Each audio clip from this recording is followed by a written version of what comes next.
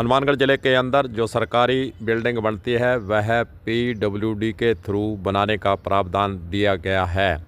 भवन निर्माण से पहले बहुत सी औपचारिकता पूरी करने के लिए उस विभाग को गुजरना पड़ता है।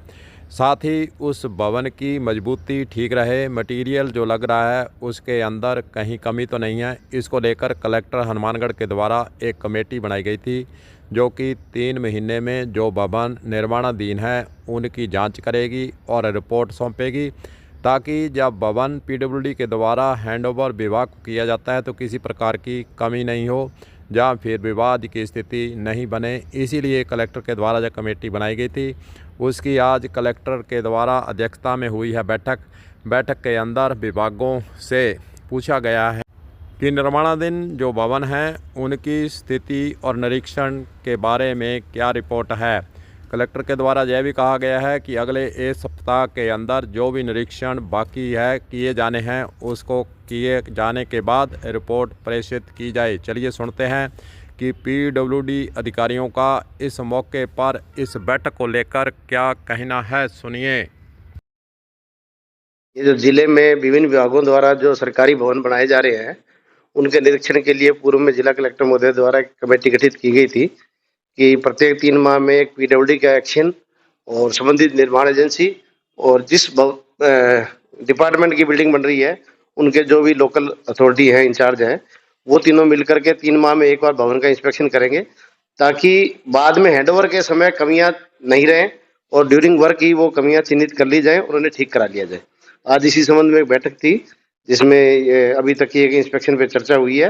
और कलेक्टर साहब ने जो इंस्पेक्शन नहीं हुए हैं उनको विदिन 1 वीक पूरा करके और नेक्स्ट मीटिंग जल्दी कॉल करने के लिए कहा है।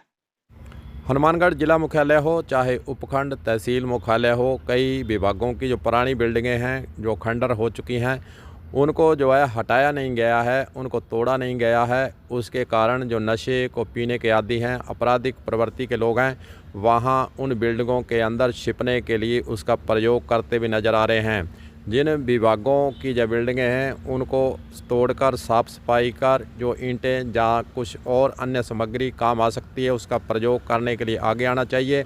लेकिन जब इस मुद्दे पर पीडब्ल्यूडी अधिकारी से पूछा गया तो सुनिए उनका क्या जवाब था। अच्छा सर, बहुत से भवन ऐसे हैं, कुछ आपके अधिकार क्षेत्र में, कुछ सिंचाई विभाग,